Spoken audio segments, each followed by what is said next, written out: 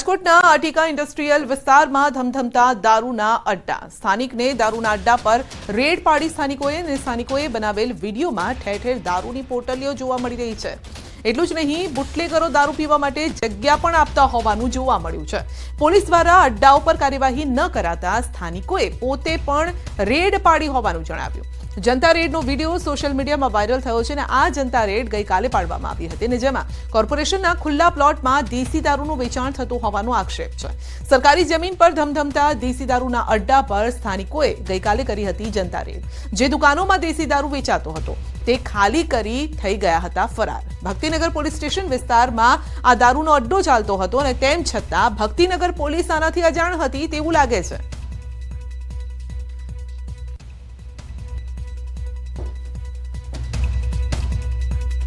તો બુટલેગરો બેફામ છે, પોલીસનો ડર નથી અને પોલીસ સ્ટેશન વિસ્તારમાં ભક્તિનગર પોલીસ સ્ટેશન વિસ્તારના દ્રશ્યો છે જ્યાં ખુલ્લેઆમ દારૂ વેચાઈ રહ્યો છે, દારૂ પીવાઈ રહ્યો છે. આપ જોઈ શકો છો દારૂ પીવા માટે એક શેડ પણ લગાવ્યો છે જ્યાં દારૂડિયાઓ પહોંચ્યા છે, મહેફિલ માણી રહ્યા છે, પરંતુ જેવો જ કેમેરા ત્યાં પહોંચે છે ત્યાંથી ભાગવા લાગે છે.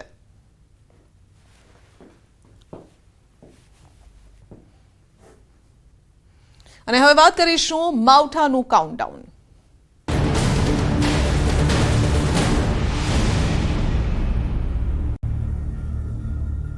તો 2 દિવસ બાદ માવઠાનો માર પડશે. માવઠા અંગે હવામાન વિભાગની આગાહી છે. 2 અને 3 ફેબ્રુઆરીએ માવઠાની આગાહી છે. સૌરાષ્ટ્ર અને દક્ષિણ ગુજરાતમાં પડશે વરસાદ. હળવાથી મધ્યમ વરસાદની શક્યતા છે. અમરેલી, ભાવનગરમાં વરસાદની વકી છે.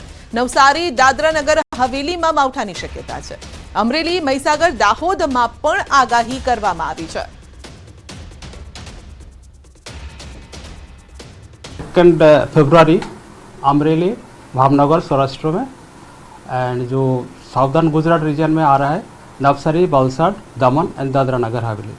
और जो 3 फरवरी को है सौराष्ट्र में अमरेली, भावनगर डिस्ट्रिक्ट्स और जो गुजरात रीजन में नॉर्दर्न डिस्ट्रिक्ट्स जो है अरावली, महीसागर और दाहोद, इस डिस्ट्रिक्ट में लाइट रेन का पूर्वानुमान आइसोलेटेड जगह में दिया गया है.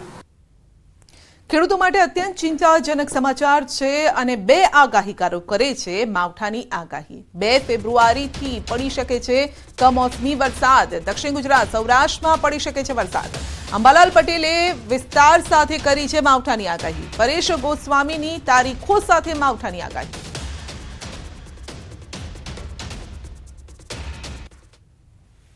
દક્ષિણ ગુજરાતના ભાગો, ભાવનગરના ભાગો, સૌરાષ્ટ્રના ભાગો તેમજ લગભગ વડોદરાના ભાગો, નડિયાદના ભાગો અને આણંદના ભાગો, ખંભાતના ભાગો ઉપરાંત અમદાવાદના ભાગો, ગાંધીનગરના ભાગો, વિરંગાના ભાગો, કલોલના ભાગો અને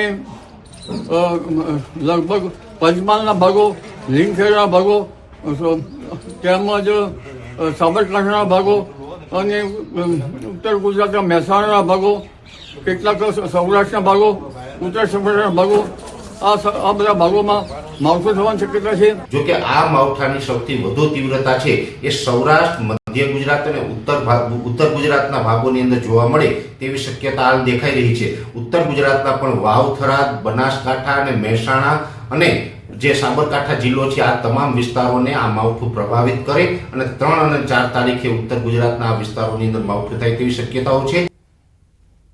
તો દ્વારકા જિલ્લામાં વાતાવરણમાં આવ્યો છે પલટો. ખેડૂતો પણ હવે ચિંતામાં મુકાયા છે. હવામાન વિભાગે પણ માવઠાની આગાહી કરી છે અને ત્યારે ખેડૂતોએ જણાવ્યું છે કે જો કમોસમી વરસાદ થાય તો ખેતીમાં મોટી નુકસાની વેઠવી પડે.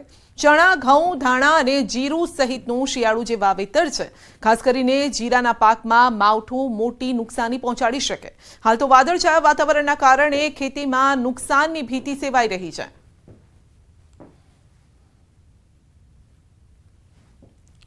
વાતાવરણના હિસાબે વરસાદ ને એવું થાય તો અમારે શિયાળુ પાકમાં જે વાવેતર આ ધાણા, જીરું અને ચણા, ઘઉં ને જે વાવેતર કરેલું છે એમાં ખાસ કરીને અમારે જીરુંનું વાવેતર વધારે, જીરુંને નુકસાની આમાં વધારે આવે છાંટા આવે તો. અમારે ત્યાં વાવેતર જીરું, ચણા, ધાણા ને રાયડો એવું બહુ જ વાવેતર છે, પણ વધારે પડતું જીરુંનું વાવેતર. આજથી વાતાવરણમાં પલટો વધારે દેખાય છે વરસાદ થઈ શકે એવી શક્યતા છે, તો અમારે ખાસ કરીને જીરુમાં જોરદાર નુકસાન આવે છે. ધાનેરાના ધારાસભ્યનો મોટો દાવો છે. એમએલએ માવજી દેસાઈએ સીએમ ગૃહમંત્રીને લખ્યો છે પત્ર. મહાકુંભમાં ગુજરાતના એક વ્યક્તિ લાપતા હોવાનો દાવો થઈ રહ્યો છે. બનાસકાંઠાના ધાનેરાના વતની લાપતા છે. 50 વર્ષીય બાલકાભાઈ રબારી ગુમ થયા છે. કુંભ મેળામાં ધાનેરાના 50 વર્ષીય બાલકાભાઈ રબારી 29 તારીખે વિખૂટા પડી ગયા હતા. ઉત્તર પ્રદેશ તંત્રને ફોટો સાથે જાણ કરવા છતાં ભાડ ન મળતા પરિવાર ચિંતિત છે.